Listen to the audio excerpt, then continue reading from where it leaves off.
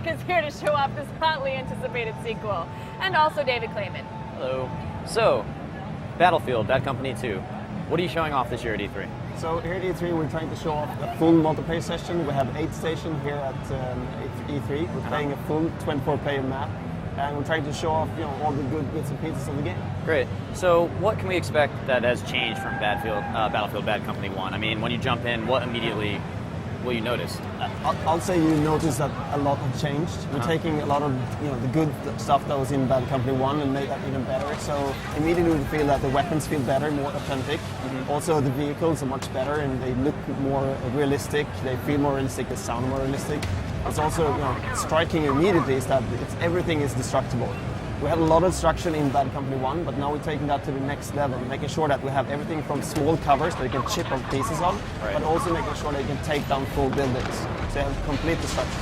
That's pretty impressive, because we know in Bad Company 1 there was a ton of destruction, but was that like the main goal to get it to full destruction the first time, and then you sort of had the first one come out and you realized for the second one you could really take it to the next level? I would say that it was a huge challenge to just get destruction to that level in Bad Company 1, so we were kind of worried that would break the gameplay. Right. We now know that the strategic choices you get from the destruction in Bad Company 1 worked out fine.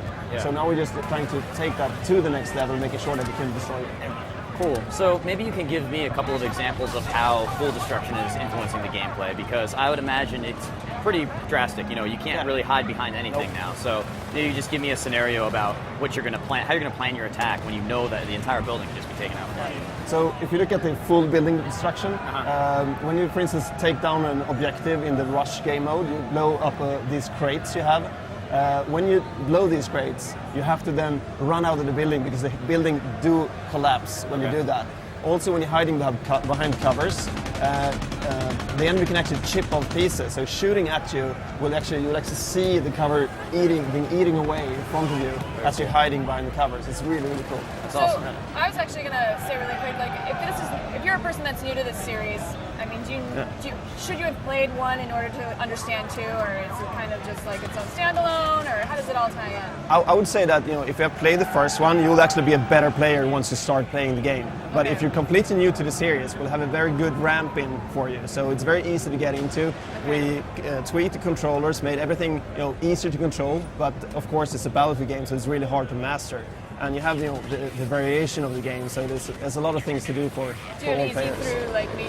Through hard for more experienced players and all that. In multiplayer, we have the rank system that will make sure that you get in touch with the players that are on your rank. So the matchmaking system will make that for you.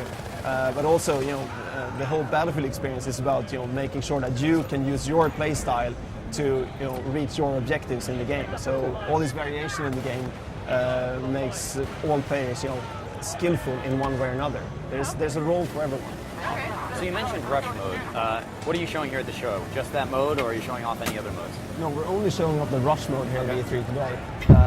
And we have these play sessions where we have 8 people playing together in 2 squads.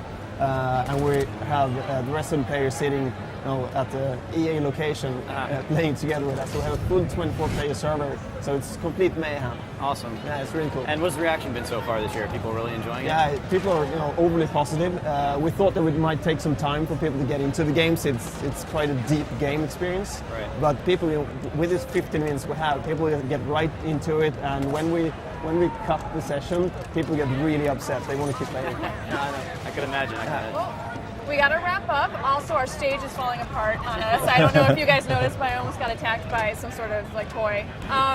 Anything that you want to close out with that we might not have mentioned that you want to talk about, like exclusives? Just feel free to let it flow naturally.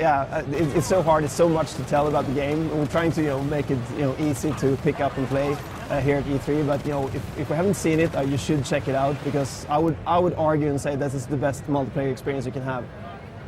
Interesting. That is a challenge. Yep. Great. Well, it looks like you Battlefield fans will have your hands full this winter. Coming up, we've got even more previews direct from E3.